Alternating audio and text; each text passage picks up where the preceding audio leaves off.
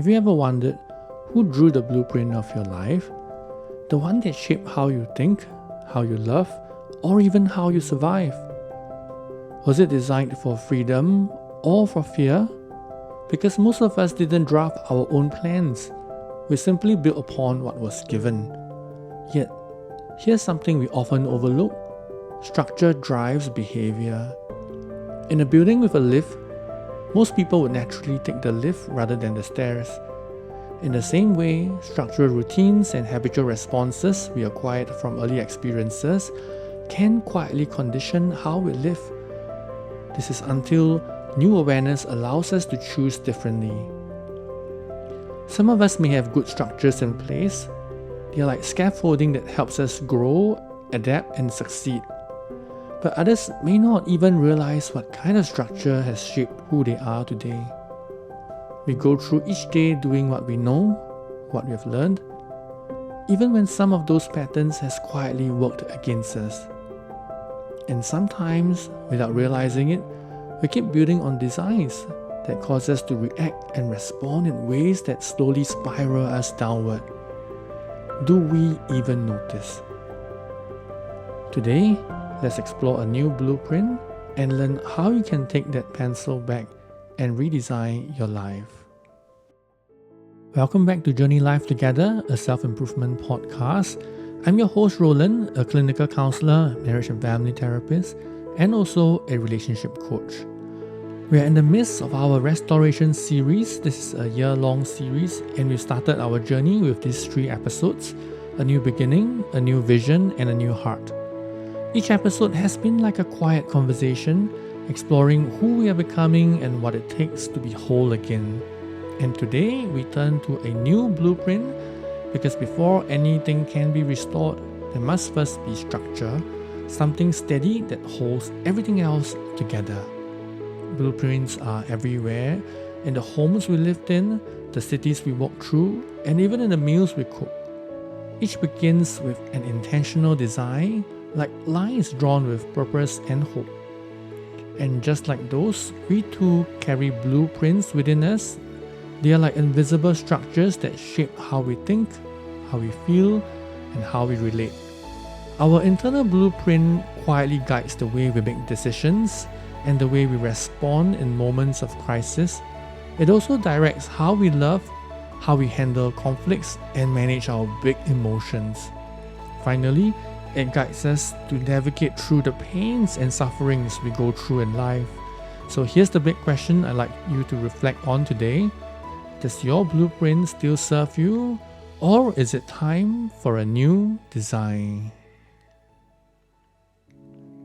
Think of yourself as a structure, molded layer by layer long before you were aware. Maybe your blueprint came from a family that valued strength through silence. Maybe you were taught that love needs to be earned through effort and achievement. Or perhaps your early environment was shaped by fear. So you built walls thick enough to keep pain out, and people too. If your old blueprint was that of a castle, you might have built a life that looks magnificent from afar. Strong, impressive, admired by many. Yet for the one dwelling inside, the rooms feel cold and echo with loneliness.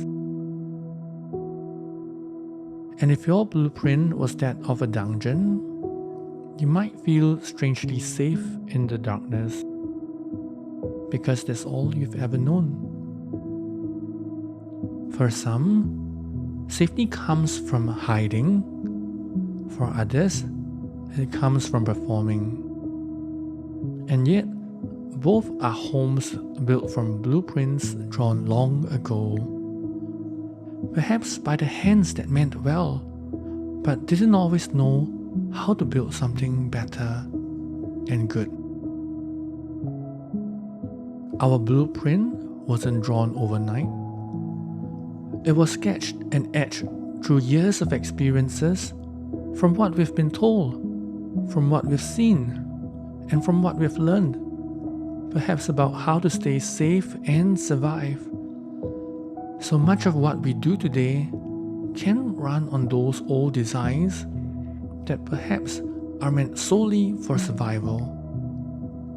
So our responses, our habits, our reactions, they often unfold automatically like reflexes built over time.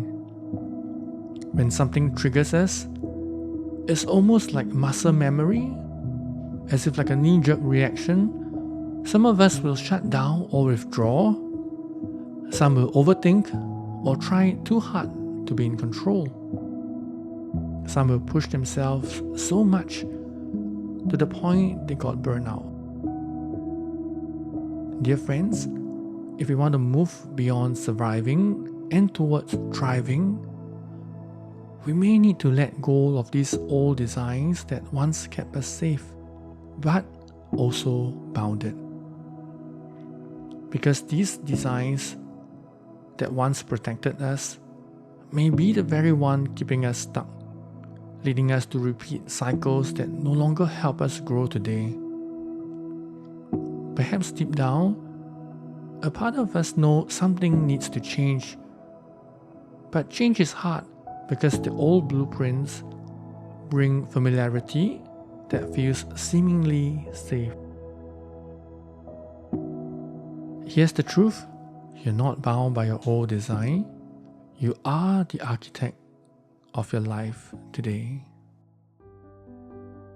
Every season of life, every heartbreak, every failure, and every small victory hands you a pencil to redraw new lines that can shape the trajectory of your life. You may not need to demolish the whole house. Maybe you only need to renovate a few rooms, replace the windows of perception, widen the space for compassion, or reinforce the beams of your values. So ask yourself, what kind of blueprint are you living from today? What kind of structure holds your life together? Does it reflect the person you want to become or the person you used to be?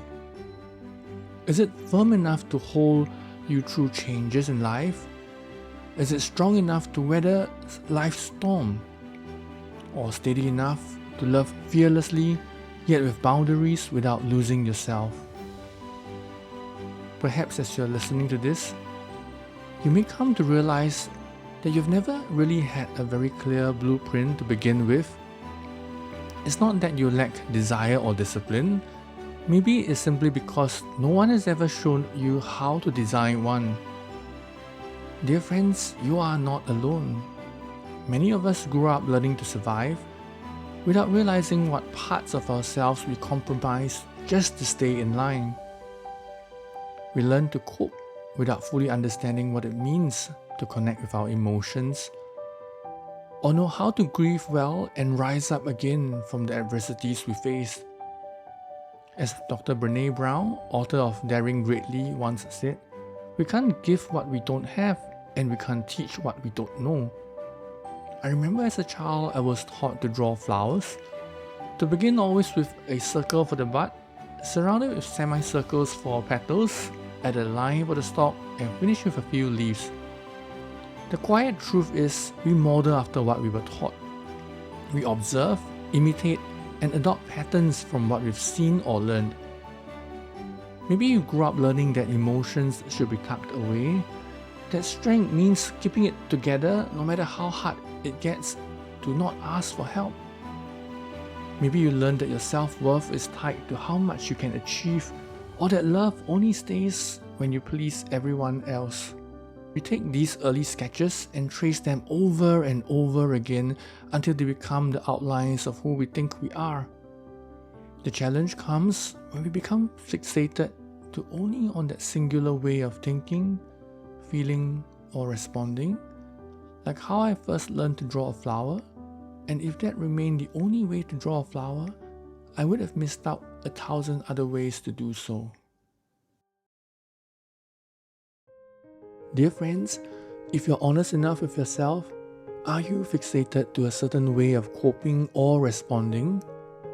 Sometimes I think we all need to first unlearn before we can relearn a better way forward. So maybe a new blueprint begins with conscious and small shift in how you live. By starting to listen to your body, honoring what it needs instead of pushing it past its limits. By allowing yourself to find rest without guilt and embrace joy without needing to earn it.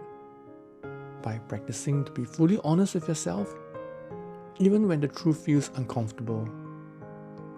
Or by simply making room for solitude and moments for connection, recognizing that true wholeness requires both time for space and closeness, because a balanced life isn't about doing everything right. It's about learning to live in rhythm and with what truly matters. So how do we begin to design a new blueprint? It doesn't need to begin with grand plans or flawless designs. It begins with awareness and a quiet decision to live with intention. It's about noticing what's working and what no longer fits. It's about renewing beliefs that keeps you steady and letting go of the old ones that hold you back.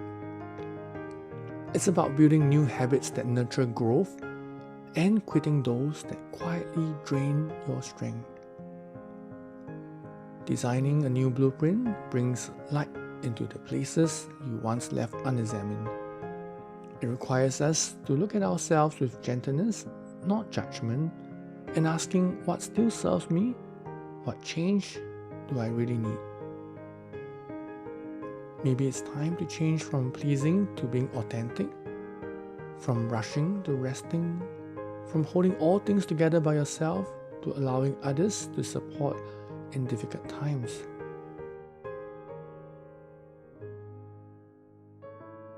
A new blueprint starts when you align your life with what you value most. So I hope you will rediscover new values that will become the beams that give strength. I also hope you can redefine new beliefs that will become the foundation that grounds you. Above all, I wish you will search and find new hope that is like a quiet and persistent light that becomes the skylight that lets warmth and possibility pour in even on darker days. So remember, redesigning your life doesn't mean tearing everything down. Sometimes it's a matter of opening new windows to let fresh perspective in, or reinforcing what is already standing strong. So take your time, with an imaginary pencil in your hand, sketch with honesty, edit with kindness, because the masterpiece you're building isn't a perfect life, it's a truer one that is worth living for. Dr. Martin Luther King Jr. once inspired us to live our lives with intention, meaning, and purpose. In one of his speeches, he asked a question worth revisiting: what is your blueprint in life? And he said 3 things are essential. First, a deep sense of self-worth. Second, a determination to achieve excellence. And third, a commitment to duty, love, and justice. Perhaps that's what this episode has been pointing us towards. To rebuild not just with plans and goals, but with values that give shape and soul to who we are becoming. So as you pause today, I invite you to look gently at your life's blueprint, to reflect and learn what parts are still working and what parts might be asking for renewal. Maybe it's time to redraw a line, to add a space that can help you find peace and rest you've always needed, or to remove walls that no longer protect but confine. Every small choice to live intentionally is like tracing a new line towards the person you're becoming.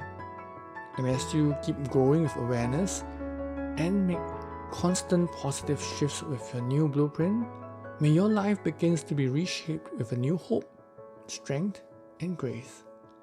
After all, your life is a story that is still under construction, and you, my friend, are both the architect and the masterpiece that is still working in progress.